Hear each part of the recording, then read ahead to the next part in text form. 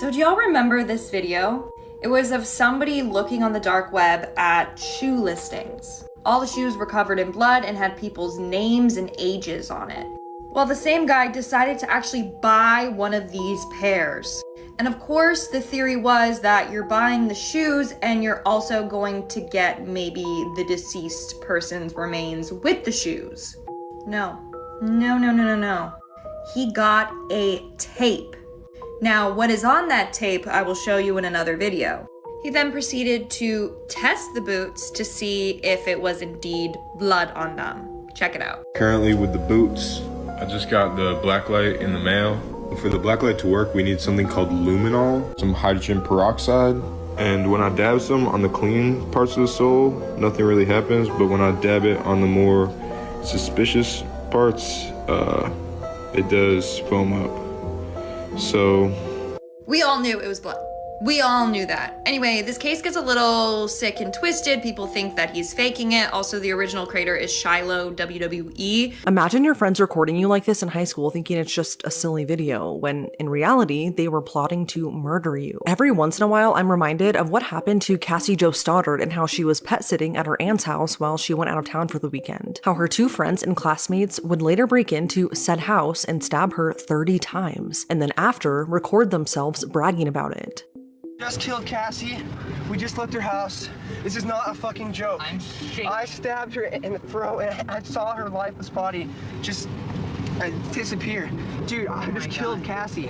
This is the disturbing murder of Cassie Jo Stoddard, and I promise you it's a story that you'll remember when you're home alone one night and the lights start to flicker. This is Cassie Jo Stoddard. She was only 16 years old when she was brutally murdered in 2006. Cassie lived in Pocatello, Idaho, and when she was in 11th grade, she became friends with these two guys, Brian Lee Draper and Tori Adamczyk, who were also 16. Brian and Tori were outcasts and they were bullied growing up, so they never felt like they fit in. When they met each other at Pocatello High School, they instantly clicked, and they bonded over their love for horror movies, specifically the movie Scream. In the months leading up to Cassie's murder, they confided in each other about their dream to kill someone, or rather multiple people, and it didn't take long for them to begin planning. Brian and Tori loved to make documentary-style videos and short films together and would often film at school. They started getting close with Cassie and would film her too, just like in this video. Everyone thought that Brian and Tori were just making harmless videos, but in reality, they were documenting their path to becoming serial killers. In one video, they talked about how much they respected the Columbine shooters, Eric Harris and Dylan Klebold, and wanted to plan something similar. The boys also raved about how they wanted to be just like Billy and Stu from Scream and carry out a series of murders just like they did. I mean, they were really disturbed. After putting together what they called a death list, Brian and Tori settled on their first victim, their good friend, Cassie. And on September 22nd, 2008, they carried out their gruesome plan. That evening, Cassie was house sitting for her aunt and uncle at their house on Whispering Cliffs Drive in Bannock County. Cassie agreed to watch their dogs for them as they went on a little weekend getaway. This was something that Cassie had done plenty of times before, so it wasn't new, which made this an eerie scene. To keep her company, Cassie's boyfriend Matt came over that night at around 6 p.m., and a short while later, their friends Brian and Tori also showed up to hang out. Once they were all there, Cassie gave them a tour of this big house, including the basement. Then they all gathered in the living room and started watching Kill Bill, but before it was over, Brian and Tori said that they were actually going to leave so that they could go to the movie theater and watch a movie there instead. Little did anyone know though, that right before they left, Brian and Tori unlocked the basement door so that they could sneak back in later completely undetected. A little while after leaving, the boys came back to the neighborhood, parked down the street, and put on these really creepy costumes, which consisted of dark clothes, gloves, and these white painted masks. Then they quietly re-entered the house through the basement door. At this point, Cassie and Matt were still in the living room watching movies, so once the boys were in the basement, they put together this plan to try and lure them downstairs. They intentionally made a lot of noise to also try and scare them, but when Cassie and Matt still didn't budge, they went a different route. The boys then found the breaker and cut all of the power to the house, again trying to get the couple to come downstairs. When they still didn't bother to go into the basement, Brian and Tori turned some of the lights back on. At this point, Cassie Cassie started to get a little bit freaked out because not only were the lights continuously going out, her aunt's dogs were also just staring down the basement stairs. They kept barking and growling as if someone was down there, which unbeknownst to anyone at this point, but there was someone down there. So realizing how scared Cassie was all alone in this big secluded house, Matt called his mom and asked her if he could stay the night with Cassie. But of course, being 16 and not expecting anything bad to happen, she said no. But she did offer for Cassie to come and stay the night with them at their house, and then Matt's mom could just take her back to her aunt's house early the next morning. But Cassie was super responsible, and she felt like it was her responsibility to stay with the animals since that's what she was hired to do. So at around 10:30 p.m., Matt's mom came to pick him up. He said his goodbyes and walked out the front door, and sadly, this would be the last time that he would ever see Cassie alive. After leaving, Matt actually called Brian and Tori to see where they were to possibly meet up and hang out. But he said that they were acting really weird on the phone and were super quiet. He didn't think much of it at the time because he thought they were just at the movie theater like they said they were. But in reality, they were actually in the basement that entire time, just waiting to kill Cassie. So Tori and Brian heard Matt leave the house, and once again, they cut the power trying to lure Cassie into the basement, but it didn't work. Eventually, they came upstairs, armed with their huge hunting knives. There they found Cassie laying on the couch, and then they attacked her, stabbing her 30 times. 12 of those stab wounds were fatal, so this was major overkill. When Cassie was dead, they left the house and immediately recorded this video.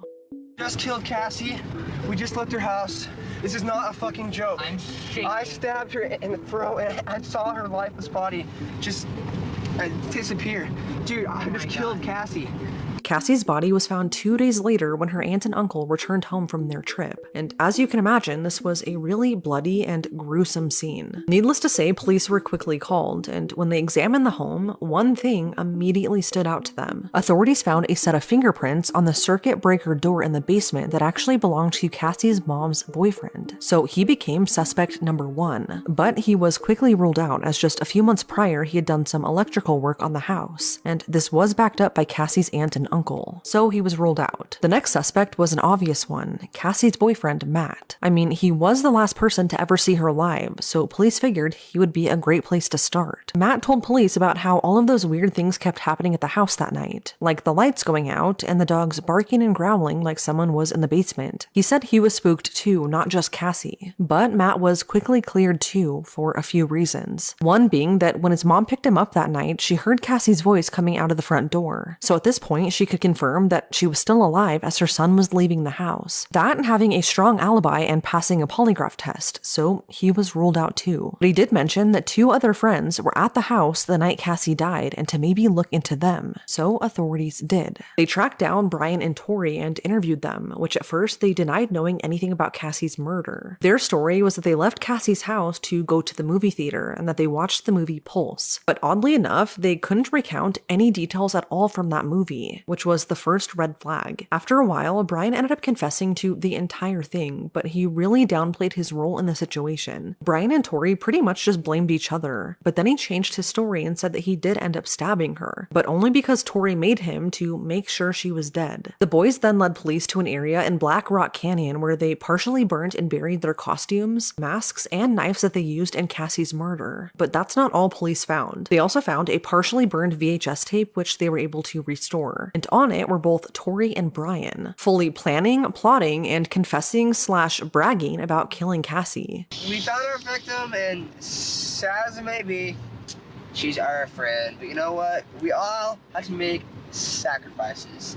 Our first victim is going to be Cassie Stoddard and her God, friends. turn your brights off, asshole. Well, yeah, we'll find out if she has friends over. She's going to be alone in a big, dark house out in the middle of nowhere. So that pretty much went against everything that Brian told police. He said he only stabbed Cassie because Tori made him, when in reality, he was bragging and excited about having stabbed her in the throat. Police then found so many other videos that the boys made together, planning the murder of so many other people, not just Cassie. Story, September 22nd, 2006. We're skipping our 4th hour. We're writing our plan right now for tonight. It's gonna be cool.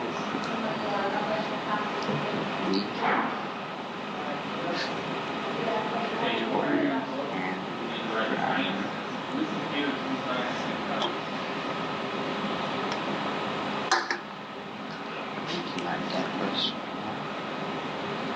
or when we're actually tonight.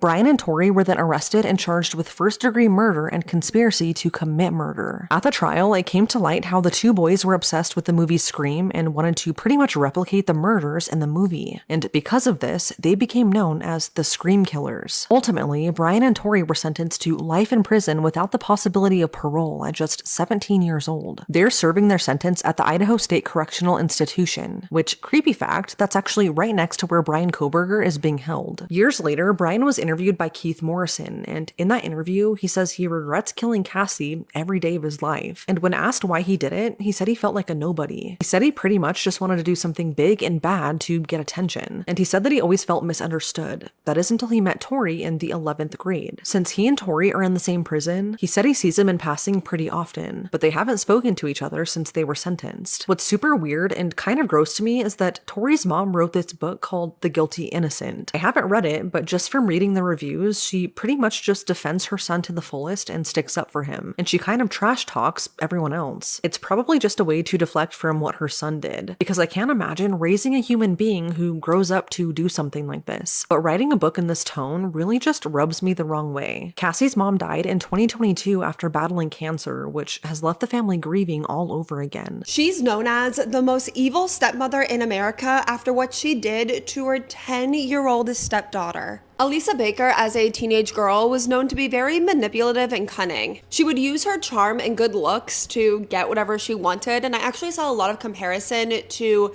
Allison from Pretty Little Liars. Alisa really latched on to people with disabilities or that were vulnerable in some way. She thought that she had a better chance of getting what she wanted from them. And in her life, Alisa would be married 7 times. At 16 years old, she dropped out of high school. She also got pregnant for the first time, but her daughter's father was not in the picture. Around this time, she ended up just bumping into an old boyfriend, and 1 week after reconnecting, they were engaged. Alisa moves very fast. They were both only 17 years old, and the plan was to tell this boy's family that Alisa's baby was his child. But only a few weeks after tying the knot, the boy started having some regrets. He did not think that he was ready at 17 years old to be a stepfather and a husband, so the marriage was annulled. Alisa then married a 19-year-old boy that was living with disabilities after a very serious car accident. Together, they had 2 children, a son and a daughter. They were living with Alisa's mother-in-law, so her husband's mother, but Alisa was caught stealing. She also threatened to kill her baby and burn down her mother-in-law's house. She ended up leaving that husband, but when she left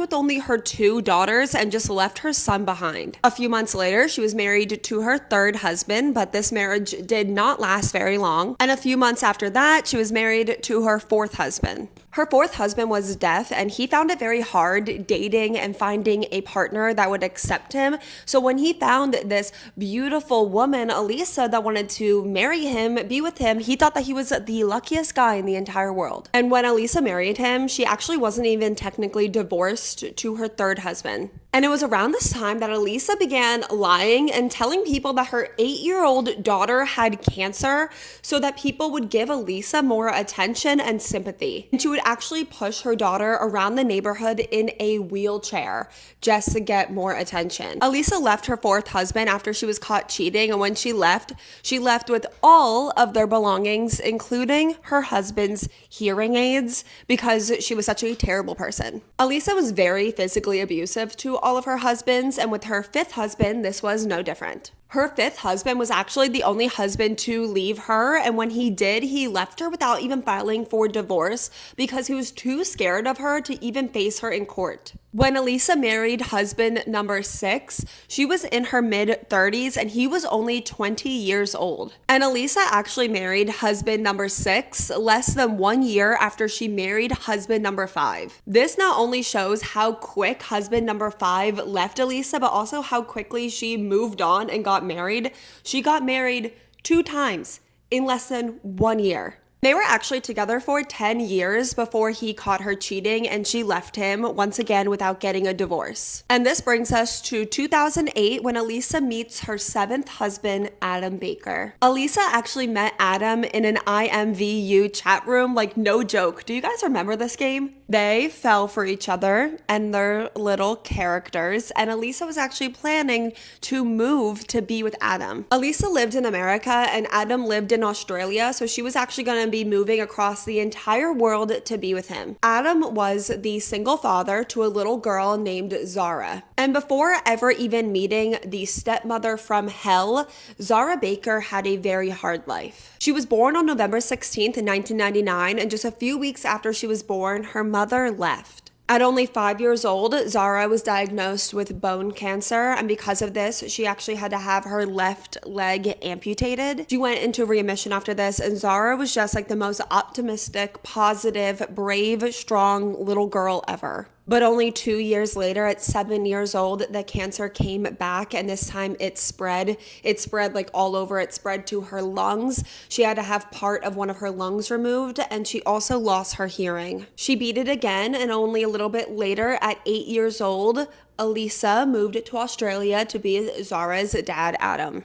Adam and Zara lived with his parents. They helped out a lot during Zara's cancer, and they immediately hated Elisa. But Adam was head over heels for Elisa. Only a few months later, they were married, and then Elisa, Adam, and Zara all moved to America. Zara's grandparents were absolutely devastated, and Zara's entire life was completely disrupted. Her school, her doctors, her friends, her grandparents, her home, her country, she had to leave it all behind. This girl is only 8 years old, and she's already lost her mom, her leg, part of her lung, her hearing, and now she's about to lose everything else. She's already gone through so much, and it was sadly only the beginning. They all moved to Elisa's hometown in Hickory, North Carolina. There, Adam was working extremely long hours, leaving his daughter Zara home alone with her new stepmother, Elisa, all of the time.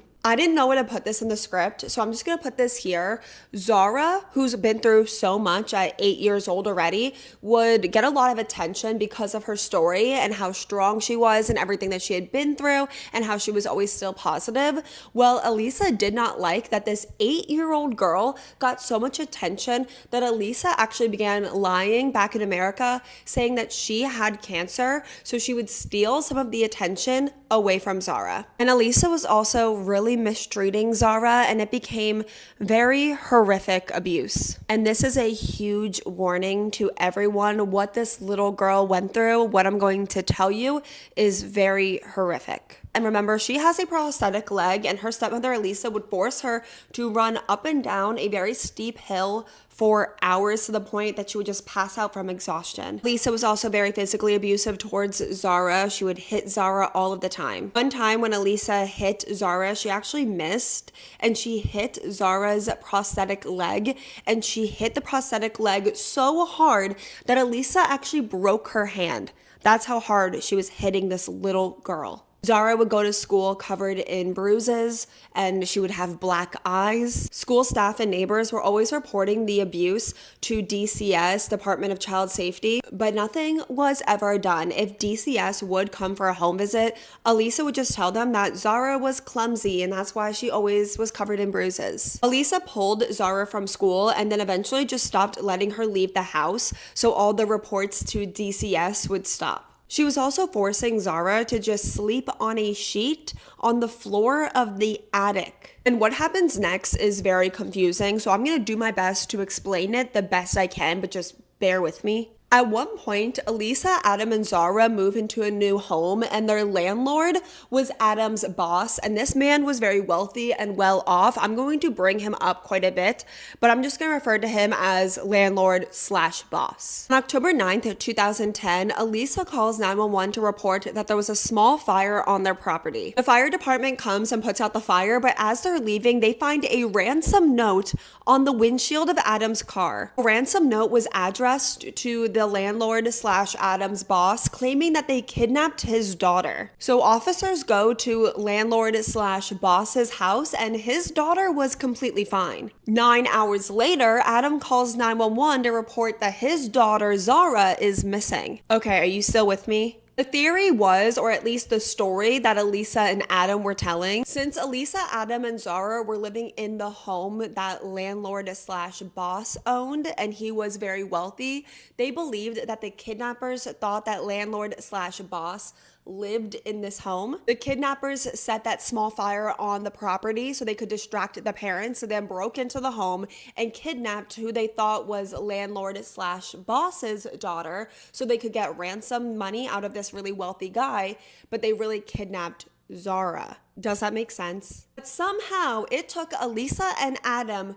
9 hours after a ransom note was found on their property to realize that 10-year-old Zara was missing. Right away, things were looking very suspicious. Elisa and Adam had two very different stories. Elisa said that she last saw Zara the night before when she put her to bed, and Adam said he hadn't seen his daughter in 3 days. And then Adam changed his story and said he actually hadn't seen his daughter in 15 days. During a search of the home, a lot of blood that was confirmed to be Zara's blood was found splattered on her bedroom walls. And then someone repainted her bedroom and just repainted over the blood. Cadaver dogs were brought onto the property and they alerted that there were human remains at one point in Elisa's car. Elisa was then offered a polygraph test, which she completely failed. So during an interrogation, the officers told Elisa that they were going to charge her with murder and that they were going to fight for the death penalty if she did not confess and tell them where they could find Zara's body. So to avoid the death penalty, Elisa made a confession. Whether or not it's true, let me know what you think. She claims that on September 24th, 2 weeks before Zara was reported missing, Elisa claims that she just went into Zara's bedroom and found the 10-year-old girl on the floor of her bedroom just deceased with no explanation why. Like this 10-year-old girl just dropped dead with no explanation.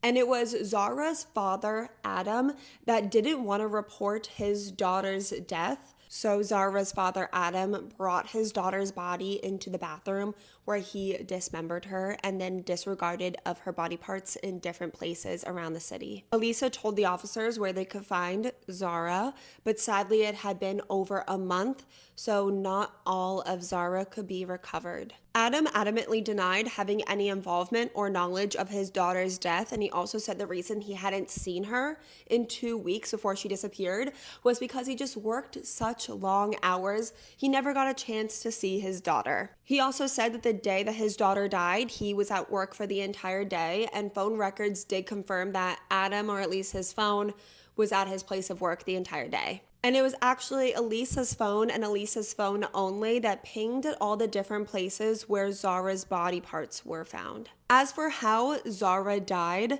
her stepmother claimed that she just dropped dead. It was some unknown medical reason, but Zara's cause of death was actually listed as homicidal violence. And sadly, unless Elisa decides to tell the truth, we'll probably never know what actually happened to Zara and why or how she died, because Elisa took a plea deal. And as part of her plea deal, Elisa Baker pled guilty to second-degree murder, and she was sentenced to 18 years in prison. It was also found out that she was dealing substances, so she was given an additional 10 years for that. Zara's father, Adam, was never found guilty of any crimes in connection to his daughter's death, but to this day, Elisa just continues to say that she's innocent, she did not kill Zara, and that Adam was there when his daughter died and was dismembered, regardless of what phone records say. And just last year in 2025, it was concluded that Elisa had served her entire second-degree murder sentence, and she is now serving that 10-year substance sentence. But after those 10 years are up, she's just free to be back in society. My sister texted me this, so I looked it up. I'm sick to my stomach. On February 24th of 2023, authorities received a 911 call at 7:47 a.m. It only lasted 8 seconds and the caller couldn't really be heard. It was almost like sounds, like someone groaning as if someone was in pain or in trouble, but then the line disconnected. 15 minutes later, a second 911 call. This time, a man's voice could be heard saying, "I a man who stabbed my wife. The man on the phone was Brendan Banfield. He was calling from his house in Virginia, and the victim was his wife. Officers were dispatched, and upon arriving at the house, walking in, they found 37-year-old Christine Banfield clinging to life. She was covered in stab wounds, and just feet away laid 39-year-old Joseph Ryan. He was deceased. Brendan, Christine's husband, the caller, was also in the house, along with her 4-year-old little daughter. The family's au pair, a woman called Juliana, was also there. All three of them were left unharmed, and at first, sure, the scene appeared to be exactly what Brendan described on the phone, a home invasion gone wrong and a husband who saved his wife from a dangerous intruder. According to the au pair, an au pair is similar to a nanny, by the way, but according to her, she had left the house earlier that morning with the couple's daughter to take the daughter to the zoo, but then returned back to the house when she realized that she forgot their packed lunches. She pulled into the driveway, saw a car in the driveway that she did not recognize, called her employer, Christine. She didn't answer, so she called her other employer, Christine's husband, Brendan, because she was concerned. Brendan had left for work, but upon receiving that phone call, he claimed that he rushed back into the house, walked in, heard noises coming from upstairs, walked into the supposed intruder, Joseph Ryan, on top of his wife, Christine, in their master bedroom. And then he played hero and saved his wife. But Christine would not make it. She would lose her life in the hospital, and their 4-year-old little daughter would now be left to grow up without a mom. That was the story. But boy, oh boy, was there a lot more that investigators were yet to discover. Christine Banfield was a superwoman. She had a heart of gold, and those who knew her would tell you so. She worked as a pediatric intensive care nurse, and she spent her days fighting for the most vulnerable patients. Just to give you an idea of how loved and respected she was, this is a quote from one of her colleagues, quote,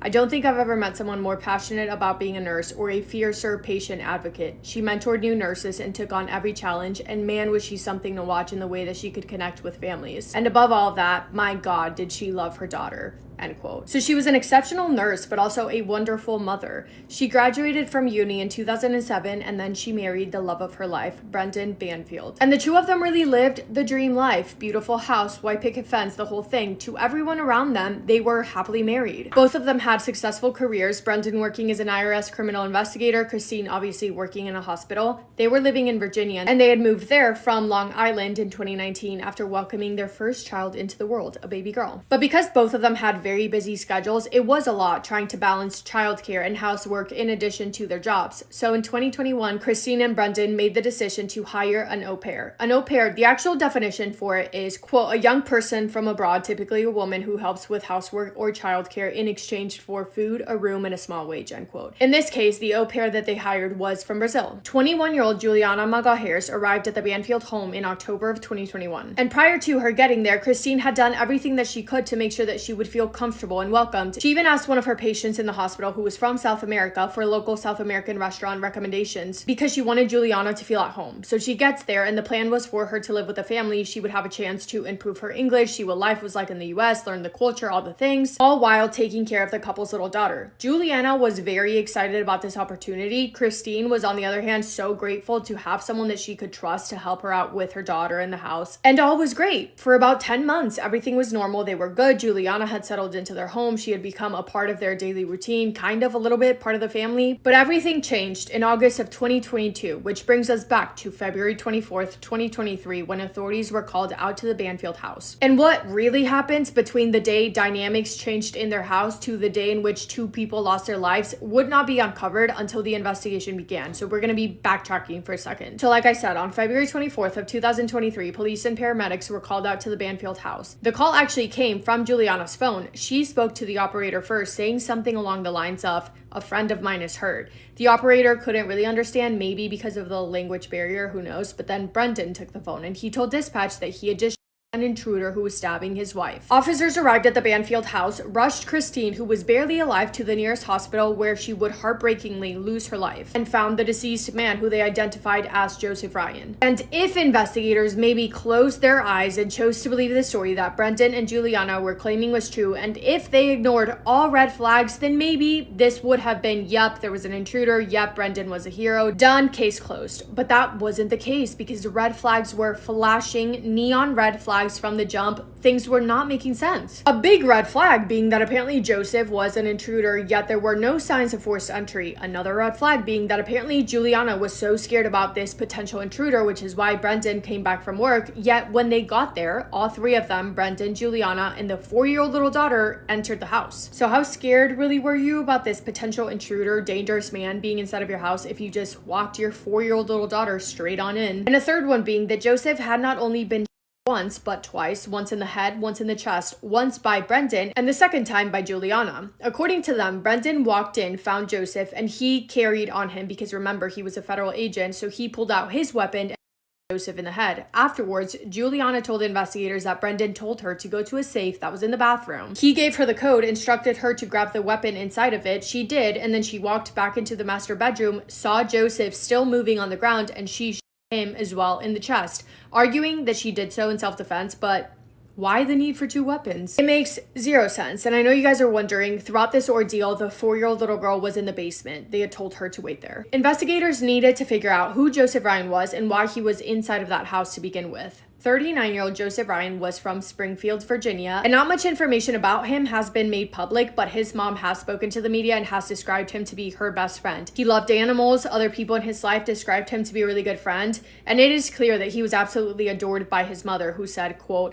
"We spent countless hours as an adult on the phone. He would call me all the time. I can't really tell you the level of our friendship. Not everyone gets to have that, and I was blessed with that as a parent," end quote. When authorities looked into Joseph's electronic devices to try and get more information about what exactly the connection was between him and Christine, they found that Joseph was at the Banfield house that morning because he had been invited there by a woman online with the username Anastasia9. Joseph had been talking through this woman through a fetish website called FetLife, and they had planned to meet up to do the deed. This profile under the name Anastasia had a profile picture of Christine in a bathing suit. And in the conversations that she had with Joseph, she was explaining certain things that she liked in the bedroom. And there were definitely specific things, hence why they were on a fetish website, right? Anastasia had given him her address, which is how Joseph ended up in Christine's bedroom. Yet the way that this Anastasia profile seemed to be communicating with Joseph online could not have been farther off from the way that Christine seemed to communicate with everyone else in her life. So investigators wondered if it could have been someone else behind that profile pretending to be Christine setting up this meeting at the house with Joseph, but who would do that? Well, a husband that was cheating on his wife with his au pair would be the answer to that question. By August of 2022, when Juliana had been working with the Banfields for around 10 months, a romantic spark came to be between her and her 40-year-old employer, Brendan Banfield. Need I remind you, Juliana was 21 years old at the time? According to Juliana, their relationship was a strong one. It wasn't only emotional, but it was also physical, and she would later describe how Brendan pursued her.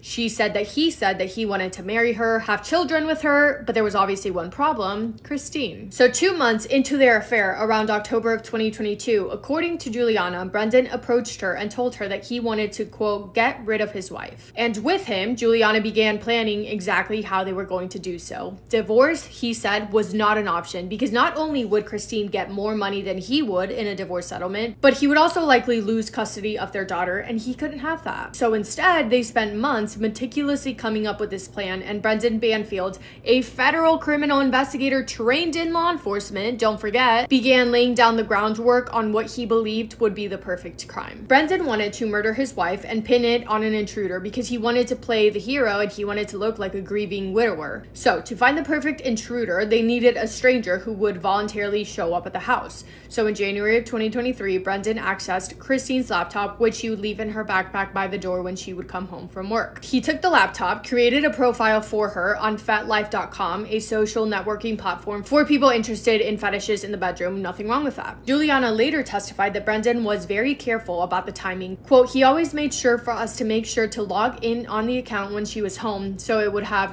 throughout the investigation, it'll be very clear that, like, whenever she was using the profile, she was home, end quote. The profile posted that Christine was looking for someone to fulfill a, quote, stranger fantasy. That's where Joseph Ryan comes in. Then throughout the following month, Brendan began communicating online with Joseph, pretending to be Christine. And at times, Juliana would even hop on a call with Joseph, pretending to be Christine. Brendan also took Juliana to ranges in the fall and winter of 2022, teaching her how to use a weapon. Both of them got new phones. They both got new Apple IDs to hide any communication between them that could be used as evidence. They failed at that, obviously. Brendan spent time looking around his neighborhood to see if he could find any surveillance cameras or ring cameras that were pointing towards his house. He also had soundproof windows installed in his and Christine's bedroom. And Juliana later testified that Brendan even ran experiments, having her yell from inside the house while he stood outside to see if anyone could hear. year. Everything was ready. Their plan was set to go. All they had to do now was pick a date, and they did, February 24th of 2023. That morning, Brendan confirmed with Joseph, through still pretending to be Christine to make sure that he was still going to come. And while Christine was sleeping upstairs, Brendan took her phone, turned it off, and hid it in a kitchen drawer. Brendan left for quote-unquote work, but in reality, he just went to a nearby McDonald's to establish an alibi, while Juliana left the house with the Banfield's 4-year-old daughter, drove off, and then parked nearby and waited there until she saw Joseph pulling into the house. Joseph walked in because Brendan had left the front door unlocked for him, made it to the master bedroom where Christine was sleeping, thinking that he was there for a consensual arranged situation, but Christine woke up eventually, obviously, and she was terrified seeing a strange man in her bedroom. Juliana called Christine to pretend that she had called her because she was worried seeing this strange car parked in the driveway, when in reality she knew that she wasn't going to answer because she knew that her phone was turned off and hidden. And then she called Brendan to give him the green light to meet her back at the house. They both walked into the house, leaving the little girl in the basement, went upstairs to the master bedroom, finding Joseph extremely confused and Christine absolutely terrified. Brendan then Joseph, who collapsed onto the ground before stabbing his wife to death. Juliana then Joseph for a second time in the chest because he was still moving, and it was actually that injury that ended his life. And it makes me sick to think that for a split second, Christine really thought that Joseph, this strange man standing in her bedroom, was there to murder her, and she probably believed that her husband had walked into the bedroom to save her. But obviously we know that that wasn't the case, and the truth was that Brendan, along with his au pair, had carefully planned this entire thing out. And I just told you all of that information at once, but obviously it took months for investigators and officers to put pieces of the puzzle together.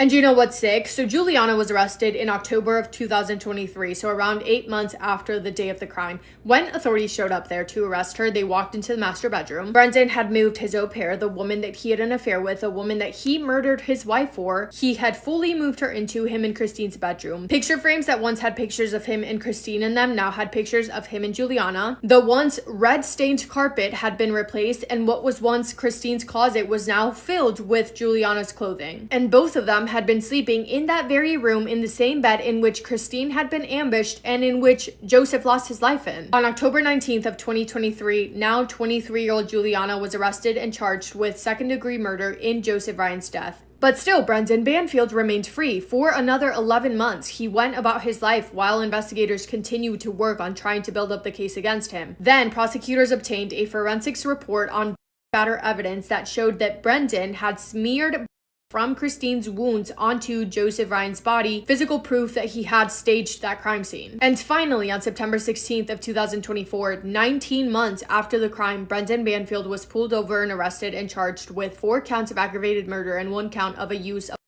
in commission of a felony. He was also later indicted with additional charges because his 4-year-old daughter was in the house when he murdered her mom. On October 29th of 2024, Juliana accepted a plea deal. She pled guilty to involuntary manslaughter, and in exchange for her cooperation against Brendan Banfield, prosecutors agreed to recommend that she be sentenced to time already served. So she turned on him. I guess their love wasn't real after all. This is still an ongoing case. Jury selection began on Monday, January 13th, so literally last week, and it's still going on. So we're gonna have to wait and see what happens, but Brendan has pleaded not guilty to all charges, and he faces life in prison if convicted. And from what I could find, please correct me if I'm wrong, Juliana has been in jail since her arrest, and she still is in custody. Because of her plea deal, prosecutors have recommended time served if she cooperates fully, but there is still a chance that she could be sentenced to more time in prison, I think. I'm not 100% sure, but I don't think anything with her will be resolved until after Brendan's trial is finished. Have you ever heard of the funny phrase, the dingo ate my baby, or the dingo got my baby? Maybe the dingo ate your baby. What? The dingo ate your baby. Well, there is a true story behind that saying, but it is not funny at all. In fact, it is so incredibly disturbing, and it involves a 9-week-old baby who was taken from her family's tent in the middle of the night by a dingo, where she was then killed and eaten. So massive trigger warning for this one, guys. This is a horrific story, but I feel like more people should know about it, so let's talk about it. This is Azaria Chamberlain. She was only 9 weeks old when she was viciously killed by a dingo, and despite no physical evidence and based solely on circumstantial evidence, her mom was charged with her murder. Except her mom didn't do it. It was a real dingo that took her baby. This is Lindy and Michael Chamberlain. They were a happily married couple who had 3 beautiful children, 2 little boys and their 9-week-old baby sister, Azaria. On August 16, 1980, the Chamberlain family set up a campsite near Ayers Rock in the Northern Territory of Australia. This is a really popular camping and tourist site, so the family thought this would be the perfect spot to set up camp and have some fun together as a new family of 5. The next morning, Michael took their 2 sons to hike a portion of Ayers Rock while Lindy stayed behind with baby Azaria. While she was on her own, Lindy explored a really cool cave with Azaria in her arms, and she felt like this was a really magical time. But on her way out of the cave, Lindy was confronted by a dingo, which is a wild dog, and she later recalled that she felt like this dingo was really staring at baby Azaria. This spooked her because dingoes are known to be aggressive, but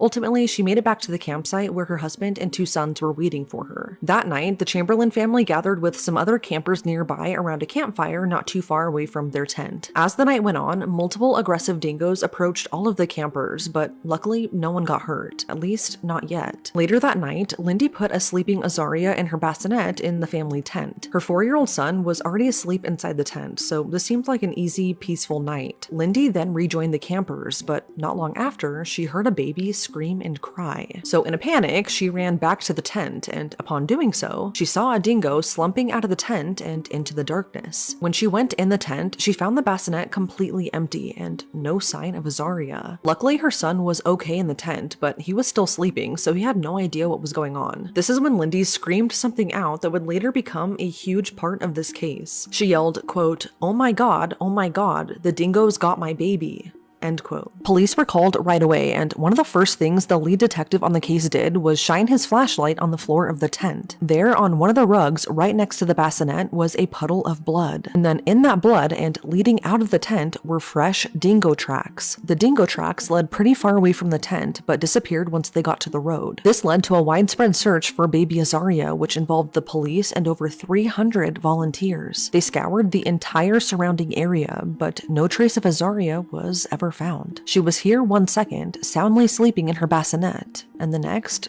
she was just gone. What's weird though is that police started doubting Lindy and her story pretty much right off the bat. They felt like she wasn't acting how a stereotypical grieving mother should be acting, which is absurd. Everyone grieves differently for one, and for two, she was probably in major shock. They also didn't believe that a dingo could carry a 10-pound baby hundreds of yards, so they really felt like Lindy was being sketchy. Fast forward to 1 week later. Azaria has still not been found, but this is when a photographer was out taking photos near Ayers Rock when he discovered some shredded clothes near a boulder. The shredded clothes turned out to be Azaria's shredded diaper and the bloody jumpsuit that she was last wearing when she disappeared. So although Azaria's body wasn't found, this was a pretty grim discovery that she was no longer with us. This is when crazy rumors and details started to spread about Lindy, which painted her in a bad light and made her appear suspicious to the public. Of course, these were all based on nothing and just wildly inappropriate, but this information made her look really bad, even though most of it wasn't factual. A short while into the investigation,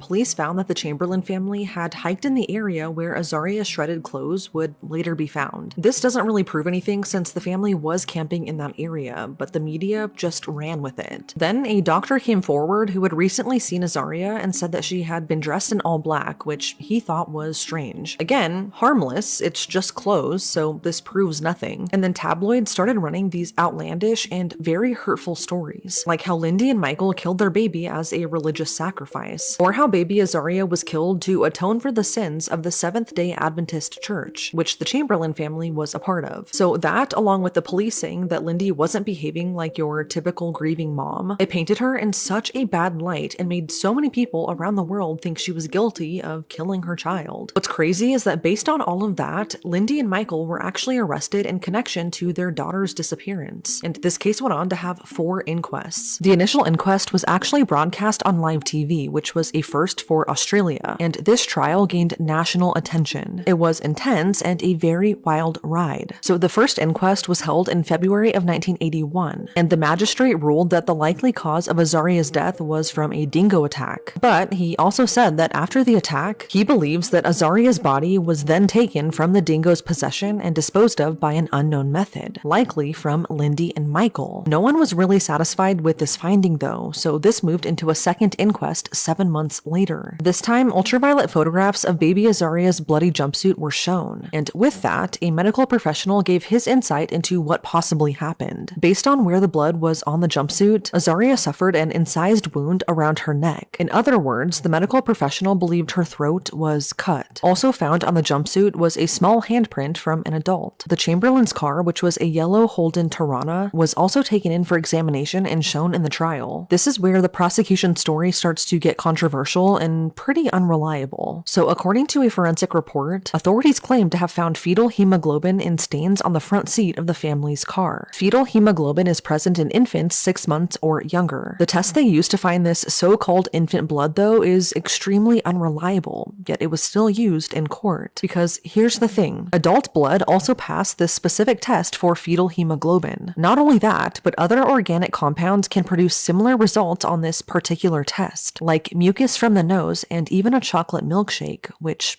get this, were both present in the Chamberlain's car at the time this test was given. Despite this major contamination and unreliable test, prosecution started building their case against Lindy, even though it was basically non-existent. So according to the prosecution, they alleged that Lindy took Azaria back to the family car instead of the tent that night like she told her husband. Once in the car, they say that she cut Azaria's throat, likely with a pair of scissors in the front seat, which is where they found what they thought was Azaria's blood. Then she hid Azaria's body in a large camera case before going back to the campfire with her husband and other campers. This is when they say Lindy went back to the tent and faked not finding Azaria there, crying out that a dingo took her baby. And while the other campers were out searching for her, they say that she hid her baby's body somewhere where it has never been found. Really, the only piece of evidence supporting this claim from the prosecution, though, was Azaria's bloody jumpsuit that was found a week after her disappearance. The only thing that somewhat related to their theory, though, was the bloodstain around the neck, which could have gotten there a ton of different ways. Lindy was also heavily questioned about the outfit that Azaria was wearing the night she disappeared. Lindy claimed that she was wearing a cardigan over her jumpsuit, but this cardigan was never found, which authorities said made her suspicious and possibly lying. Lindy mentioned that Azaria was wearing a little baby tank top underneath her jumpsuit, and this item was found, but according to authorities, it was found in a suspicious manner. So the baby tank top was found inside out, inside the jumpsuit, but Lindy was adamant that she didn't put this on Azaria inside out. In fact, she was really particular about dressing her kids, especially in these little tank tops, and she would never put them on inside out. But of course, since they already thought she was suspicious, authorities thought she was lying about this too. They thought that there was no way a dingo could inside out a little tank top like that. In their eyes, it must have been done by a human. So the prosecution tried to reconstruct what they thought was the crime, but it didn't really add up. This is when multiple eyewitnesses came forward to testify on behalf of Lindy. All of the campers that were with them that night said that there were multiple dingoes in the area the night Azaria disappeared, and that they were all pretty vicious. Many of them claimed to have their own run-ins with dingoes that had come up to them to try and attack. All of the campers believed Lindy and felt like she was telling the truth and that she did not kill her own baby. Another witness, who just so happened to be a nurse, said that she actually heard a baby cry after the time period that prosecution claimed Lindy had killed Azaria. So none of their timelines added up whatsoever, and it seemed more and more like Lindy and Michael were telling the truth. An engineer who conducted dingo research for over a decade even testified, and he said that dingoes have incredibly sharp teeth that can shear through material as tough as a seatbelt, and he had personally witnessed many dingoes who had carefully removed bundles of meat from its wrapping paper in many studies, all while leaving the paper intact. So it was in fact possible that a dingo took off Azaria's jumpsuit and tank top, leaving it inside out. But despite all of this evidence and literal dingo footprints inside the tent, Lindy was convicted of Azaria's murder in 1982, and she was sentenced to life imprisonment. Michael was convicted as an accessory after the fact, and he was originally sentenced to 18 months in prison, but this was later reduced and he was given a suspended sentence. This was a major shock because this conviction came with no physical evidence tying Lindy to the crime, only circumstantial evidence. Lindy had no motive to kill her baby at all. This kind of caused an uproar in Australia and sparked a Free Lindy movement. She tried to appeal many times, and all all legal options were pretty much exhausted. But 4 years later, and by a crazy chance discovery, evidence was found that proved Lindy's innocence. So in 1986, a British tourist named David Brett was out on an evening climb in Ayers Rock when he slipped and fell to his death. Just on the size of the rock alone and its rugged terrain, it took authorities 8 days to locate David's remains. His remains were discovered laying below the bluff where he lost his footing, and this just so happened to be an area full of dingo lairs. As police scoured the area looking for the rest of his bones, which had been carried off by dingoes, they saw something shocking. There, in a dingo's lair, they found Azaria's missing cardigan, the one that Lindy told police that she was wearing when she disappeared, yet they never believed her. So it turned out, this entire time, Lindy wasn't lying at all. At this point, though, she had spent 4 years of her life wrongfully imprisoned. After this discovery, though, Lindy was granted immediate release and the case was reopened. By 1988, all charges against her and Michael were completely overturned. This entire time, they were innocent, yet no one believed them. In 2012, a coroner confirmed that Azaria really had been taken by a dingo and killed, 32 years after her death. Her death certificate was officially amended to mirror this finding. It's just sad that it took that long, and what a crazy discovery too. Years later, in finding her missing cardigan in a random dingo's lair, Lindy got incredibly lucky with that discovery. It's just sad that she had to spend 4 years in prison first. Lindy was granted $1.3 million